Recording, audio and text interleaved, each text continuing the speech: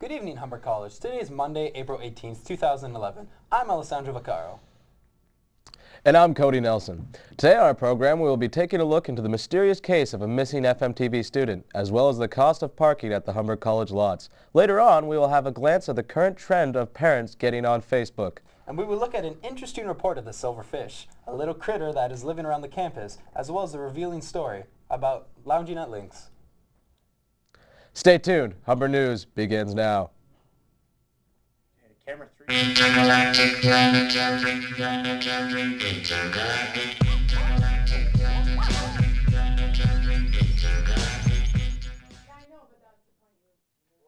Oh. Thank you for joining us. Welcome and thank you for joining us. Early in the semester, FMTV student Tyson Cappuccino mysteriously went missing. His whereabouts are still unknown. We sent out a reporter, Rachel Richards, to investigate, and here's what she found out. Hi, this is Rachel reporting for Humber News, and we're investigating the disappearance of Tyson and where he might be right now. Where could he be?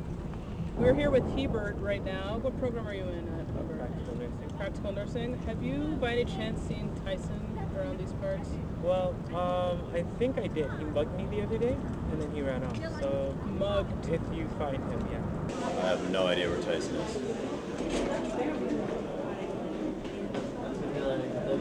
The search for Tyson continues inside the halls of Humber. Maybe he's hungry to the cap. Tyson. Tyson was a good man. My theory is that Tyson immigrated to the Fijis. He's in a steam bath right now, drinking martinis with some of the hottest babes possibly in the world. Who's Tyson? Mike Tyson? I think that he might be in the pub, drinking beer and eating nachos. Tyson could be anywhere. Do you know where he is?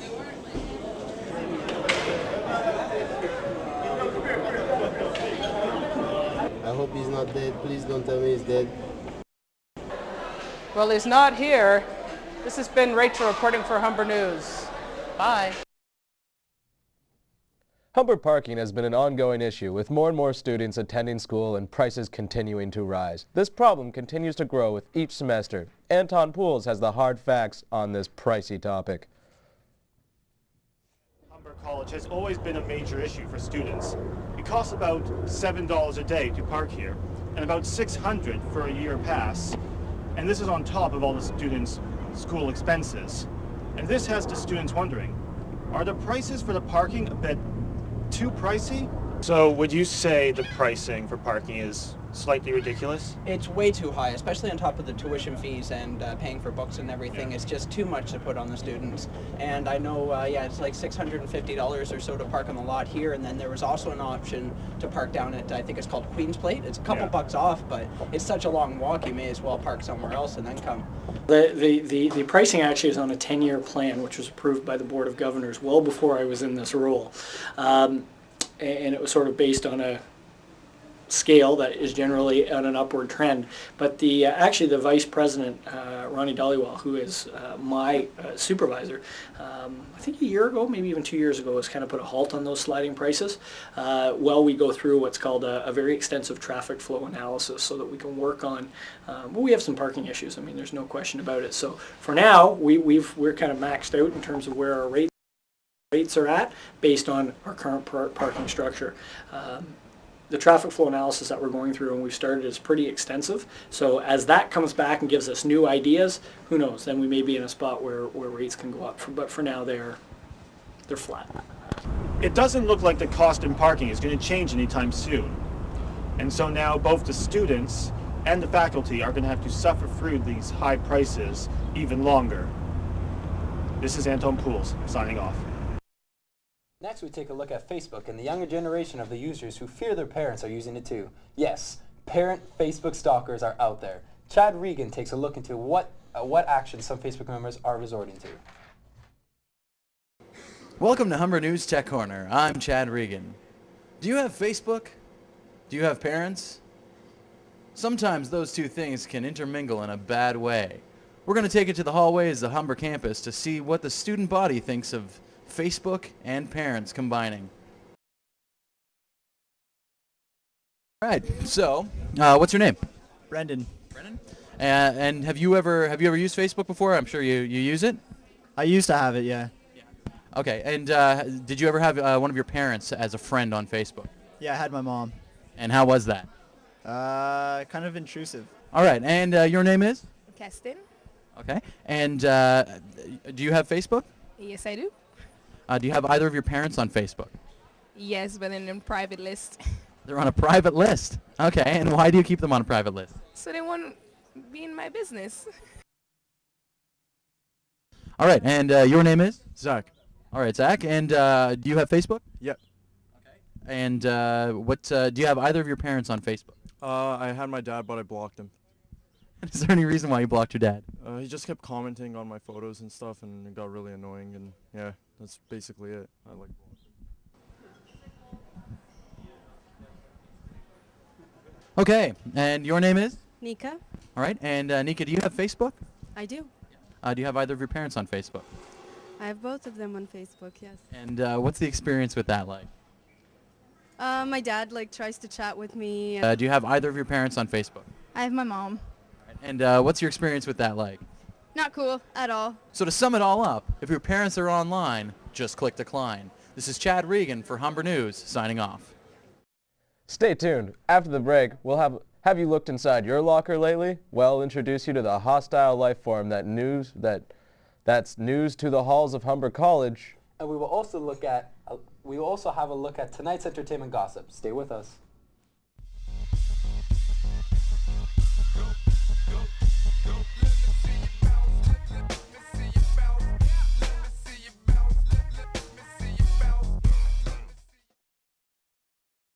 Welcome back. Now let's go over to Dave Alessandro for today's entertainment news and to get a glimpse of the upcoming royal wedding, Charlie Sheen's recent failures, and Lindsay Lohan's rumored comeback, as well as the top 5 box office results.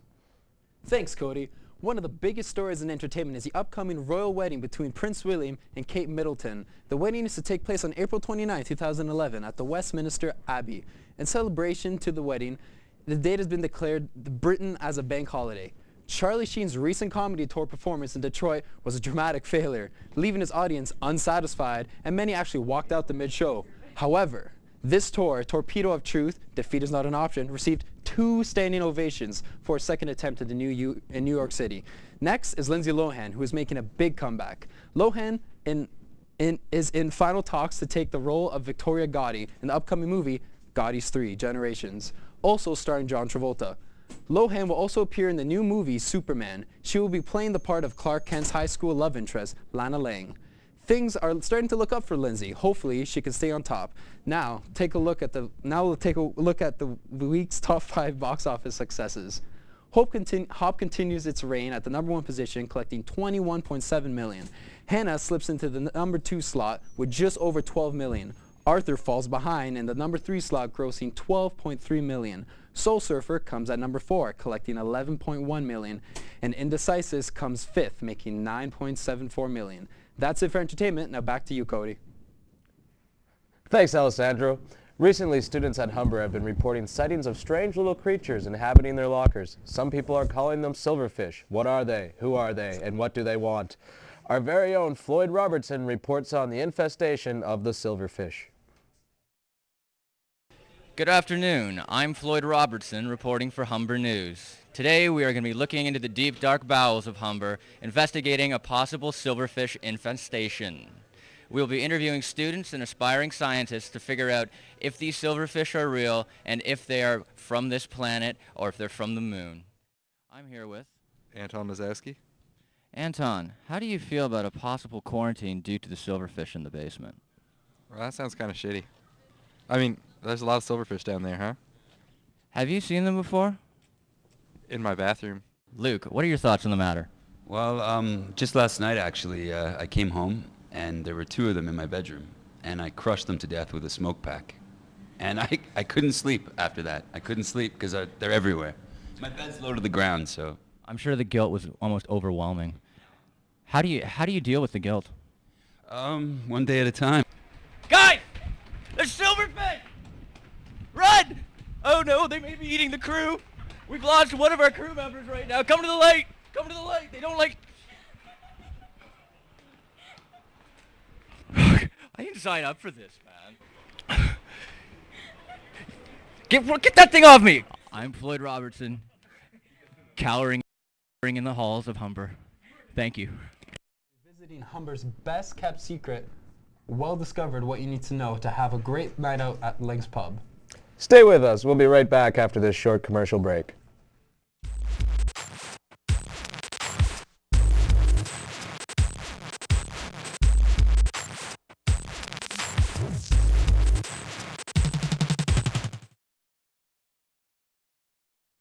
Hello and welcome back. Next we are going to take a trip to the college pub Lynx and get a unique look at the scene, what we can expect to see the future of this social hangout. With more on the story, I had a good chance to talk to the manager.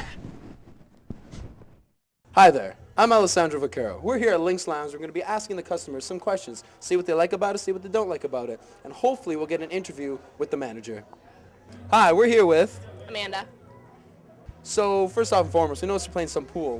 What do you think of the activities that you could do in Lynx? Do you think they should have more, have less? Overall, I like that whole atmosphere of it. It's not like overly like video games everywhere or like pool tables like covering every. There's also like open space and stuff like that too. Place to lounge out. So Seisha, what do you think about Lynx Lounge and the atmosphere per se? I think the atmosphere it's welcoming, it's inviting, it's not too bad. And maybe change the seating itself so that it's not just scattered all over the place. There's some sort of organization to the whole entire lounge. Hi, I'm here with the manager at Lynx Lounge here, Christopher. How are you doing today? I'm really good, how are you? I'm pretty good. We're going to ask him a few questions today, and let's start off with, what is the history behind Lynx? Lynx is the only pub on campus. It actually was CAPS before, but we moved it last year, so we opened November 24th of last year. So it's only been open like a year and a half so far. How do you feel the business has been going since it's been opened? I love business. Business is good. Yeah, we've been doing a lot better than we were doing at CAPS, and it's always busy here, so we have no complaints. Yeah, we always do changes. The pub nights change every year. Aesthetically, there'll always be some upgrades. I don't know what they are just yet. We have a few things in plan, but we don't want to give them away just yet. And the food always changes their menu, yeah, so there's always different things. And there you have it. And be sure to look forward to the new upcoming events and atmosphere that will be coming in Lynx next year for future Humber students and current Humber students. That is very cherry cool. Well, I guess that wraps it up for us here at Humber News. I sure had a good time. I did too. To play us out tonight, we have the #1 song on iTunes, E.T. by Katy Perry and Kanye West. For all of us here at Section 3, good night and have a pleasant tomorrow. Boy, easy, yeah, ass a lot.